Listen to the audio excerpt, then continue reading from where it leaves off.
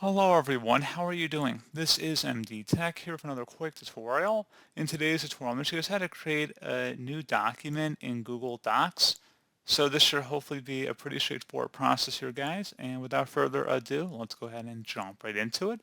So all you have to do is navigate to docs.google.com, or you can search for Google Docs into the Google search engine or any other popular search engine, and you should come right up with it.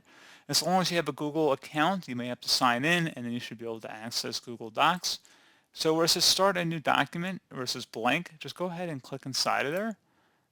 And then at this point, go ahead and type in like a normal Word document or another word processing suite that you might be familiar with. And you can just type in whatever you want. You also probably want to give it a name up here at the top to give it some sort of way that you can search for it and recognize it down the road.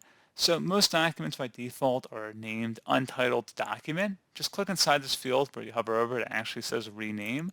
And then you can type in a custom name in here and then just hit enter to save that. And then once you're done with that, you can also move it to a folder by selecting the Move button. If you have other Google Drive folders saved in your account, you can move them.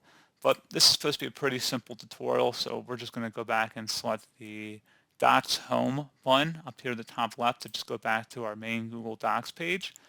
And that's pretty much it. So as always, thank you guys for watching this brief tutorial. Do hope I was able to help you out, and I do look forward to catching you all in the next tutorial. Goodbye.